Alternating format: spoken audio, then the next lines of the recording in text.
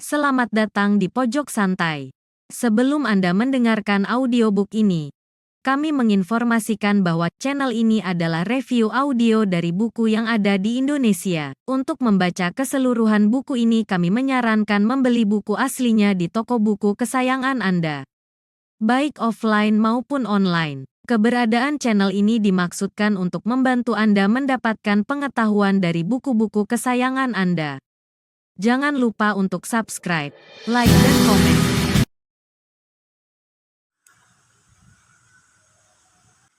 Selamat datang di Pojok Santai, channel khusus yang membahas komik dan novel dengan cara asik.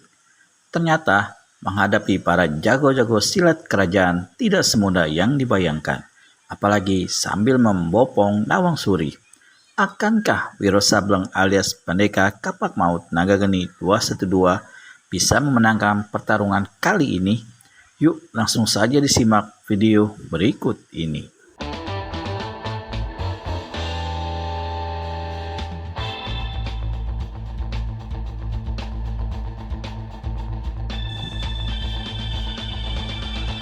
Hanya 3 jarum yang berhasil dibuat mental oleh pukulan Ki Rewe Jembor. 3 lainnya sudah keburu menyusup di bahu kiri, pinggang kiri, dan perut Imo Gantra. Kakek bermuka cakung ini merintih membeliak. Tubuhnya sebelah kiri langsung lumpuh, sedang perutnya seperti ada besi menyala di sebelah dalam. Sebelum Imo Gantra tersungkur jatuh, Ki Rewe Jembor cepat mendekap tubuh kawannya itu, lalu berteriak agar beberapa orang menolong menggotong Imo Gantra ke dalam ring istana. "Hei, tolong angkat dia!" Ketika dia memandang berkeliling, Ki Rewe Jembor tidak melihat lagi Raden Cokroningrat di tempat itu. Jelas, kepala pasukan kerajaan itu mengejar Wiro Sableng. Lalu kemana dia lenyap begitu saja? Wiro Sableng tidak tahu di mana letaknya Gua Selarong, tapi dia ingat bahwa antara Muntilan dan kaki barat Laut Gunung Merapi ada sebuah lembah batu kapur bernama Selarong. Kemungkinan besar itulah tempat yang disebutkan oleh orang yang telah melarikan dan menyelamatkan Nawang Suri, Resi Mandra Botama. Ini satu nama yang tak pernah didengar Wiro sebelumnya. Sayang, tadi dia tak sempat melihat wajah ataupun sosok tubuh orang itu. Gerakannya begitu cepat. Sudah lenyap sebelum dia sempat membalik. Hanya ada satu hal yang sangat pasti tentang orang itu, yakni dia memiliki kepandaian tinggi sekali. Orang-orang atau para tokoh silat istana kelihatannya agak gentar terhadapnya. Benarkah dia sesepuh kerajaan lama seperti yang disebut-sebut Ki Rewe Jembor ketika berbisik-bisik dengan Imo Gantra dan sempat terdengar oleh Wiro? Berarti sang resi mempunyai hubungan sangat dekat dengan Nawang Suri. Tidak mengherankan kalau dia muncul menyelamatkan gadis itu. Tapi, apakah maksud sang resi menunggunya di Gua Selarong? Wiro berlari tidak terlalu cepat. Sambil lari, dia berusaha mengobati luka pada pipinya dengan obat bubuk yang selalu dibawanya. Agaknya, tombak Ki Rewe Jembor meskipun tampak angker ternyata tidak mengandung racun jahat. Kalau tidak, pada saat itu dia pasti telah keracunan. Tapi untuk lebih meyakinkan, pendekar itu menelan sebutir obat lalu mempercepat larinya menuju ke arah timur. Menjelang tengah hari, keesokannya Wiro sampai di lembah batu kapur Selarong. Sejauh mata memandang, yang tampak hanyalah batu-batu kapur berwarna putih. Di beberapa bagian, batu-batu itu telah berubah coklat kehitaman dimakan waktu.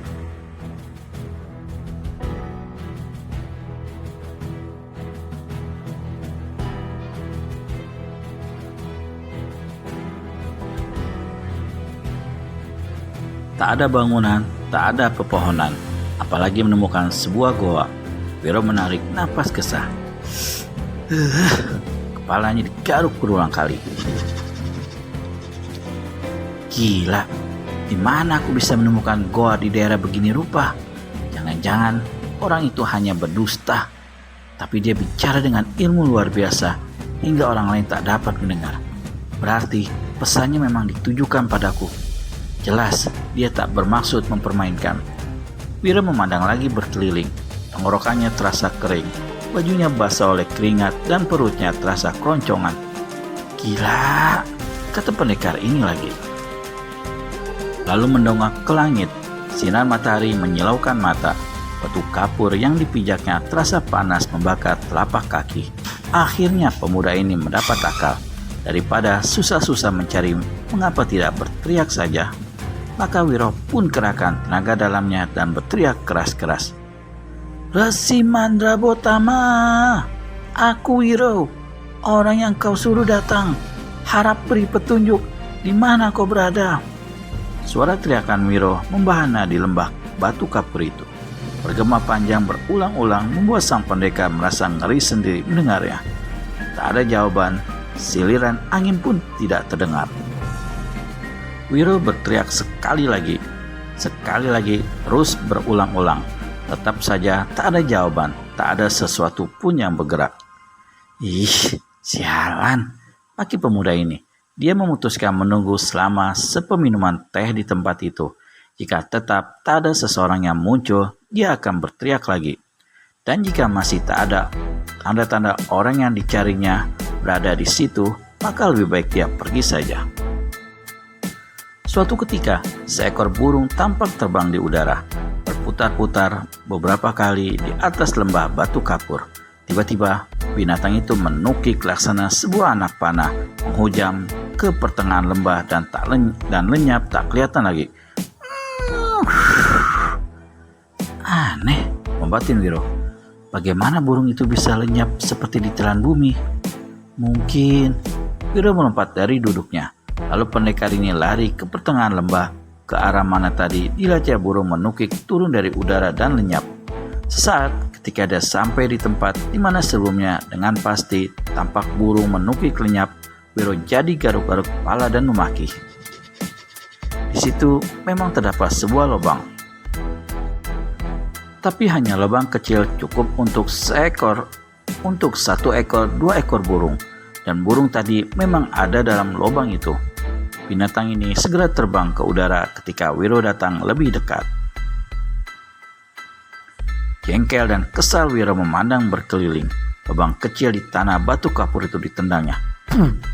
Tiba-tiba, 3 buah lubang seukuran tubuh manusia menganga aneh di kiri kanan Wiro. 3 sosok tubuh melesat keluar. Ternyata ketiganya adalah anak-anak kecil, 1 perempuan, 2 lelaki. Ketiganya berusia sekitar 7-8 tahun. Masing-masing berpakaian seperti prajurit-prajurit kerajaan membuat tombak dan perisai. Tombak dan perisai itu adalah yang biasa dipergunakan oleh prajurit-prajurit kerajaan dalam ukuran sebenarnya. Gak tampak terlalu besar bagi ketiga anak itu. Tapi anehnya, ketiganya tidak menunjukkan tanda-tanda keberatan membuat tombak panjang dan perisai besar itu. Kalian bertiga, keluar dari dalam tanah. Kalian ini bangsa tikus, cacing tanah, atau manusia benaran? Bertanya Wiro keheranan. Anak perempuan di samping kanan tampak membesarkan bola matanya. Tua bangka tidak tahu peradatan. Anak perempuan itu membentak. Sebagai tamu, kau tak layak bertanya, tapi justru harus memperkenalkan diri. Ini baru hebat, seru Wiro. Lalu dia berlutut hingga kepalanya sama tinggi dengan anak perempuan. Setengah melucu, Wiro berkata, "Nah, sekarang kita sama-sama tinggi kawan. Bagaimana pendapatmu?" Anak perempuan itu tidak menjawab, apalagi tertawa. Matanya memandang tak berkesip pada Wiro. Mulutnya terbuka sedikit. Terdengar suaranya mendesis. "Tamu Sinting, apakah sudah siap untuk menerima kematian?" Wiro berpaling dan jadi terkejut ketika dapatkan anak lelaki yang satu sudah tegak di samping kanannya dengan ujung tombak hampir melekat di batang lehernya. Gila, bagaimana aku tidak sempat melihat gerakannya dan tahu-tahu kini sudah membokong. Tamu Sinting, coba lihat sebelah kiri, si anak perempuan berkata. Wiro berpaling. Astaga, anak lelaki kedua ternyata juga sudah menodongkan ujung tombak besarnya ke batang leher bagian kiri. Apa-apaan nih? Tanya Wiro Sableng. Dia menggerakkan tangan untuk menggaruk pala. Namun dari kiri kanan, dua perisai atau tameng besar dihimpit ke tubuhnya hingga dia tidak bisa bergerak. Benar-benar mengherankan.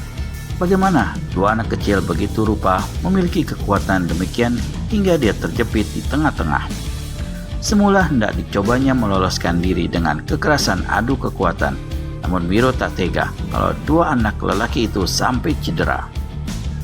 Maka dia pun hanya diam dan berteriak bertanya,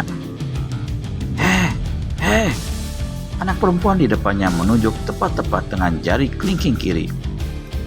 Demikian dekatnya hingga hidung Wiro Sableng hampir tersentuh. Siapakah tiga anak yang baru muncul dari dalam tanah itu?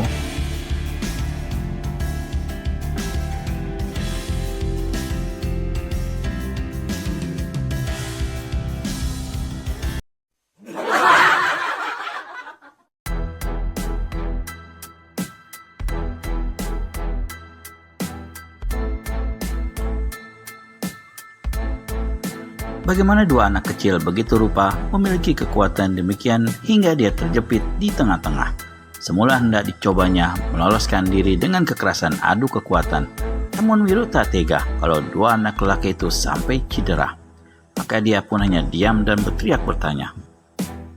Anak perempuan di depannya menunjuk tepat-tepat dengan jari kelingking kiri. Demikian dekatnya hingga hidung Wiro hampir tersentuh. Lekas katakan, siapa namamu? Datang dari mana dan apa kepentinganmu datang ke lembah ini? Gadis cilik, lagamu hebat sekali. Tapi baiklah, aku akan menjawab pertanyaanmu, saut Wiro sambil menyengir. Namaku Wiro Sableng, aku barusan datang dari Kuto Gede. Aku datang kemari untuk mencari Goa Selarong. Aku haus dan juga lapar. Nah, apa laporanku bisa diterima?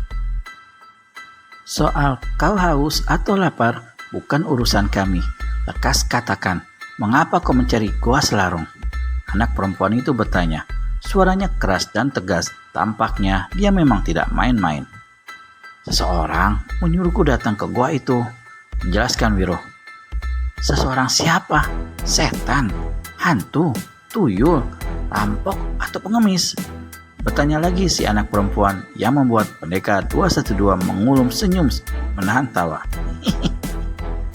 Orang itu bernama Resi Mandra Botama. Ada apa kau mencari resi itu? Urusan baik atau urusan jahat? Mana aku tahu, sang resi sendiri yang meminta aku datang. Berdasarkan pertanyaan terakhir yang diajukan gadis kecil itu, Wiro segera maklum bahwa daerah sekitar situ, walaupun dia masih belum melihat adanya goa, pastilah daerah kediaman orang yang telah menyelamatkan dan melarikan Nawang Suri. Hatinya puas dan kini dia akan mempermainkan dan mengganggu ketiga anak kecil itu, terutama si gadis yang di depannya. Maka dia pun berkata, mengenai urusanku dengan sang resi, kau anak-anak ingusan tak perlu tahu ya. Tapi aku ada membuat 3 permainan dan 3 kotak gula-gula. Pasti mainan dan gula-gula itu bukan untuk kalian. 3 anak itu saling pandang sesaat. Wiro menyeringai. Kami harus menggeledah tubuhmu. Si gadis tiba-tiba memutuskan. Boleh saja, saut Wiro. Tapi buat apa susah-susah? Biar ku tanggalkan seluruh pakaianku. Kalau aku sudah telanjang, baru kalian puas. Dan aku juga membawa 3 ekor tikus besar, kotor dan bau. 3-nya pantas untuk kalian, seorang satu ya. Hiii. Kini ketiga bocah itu sama-sama menunjukkan sikap jijik.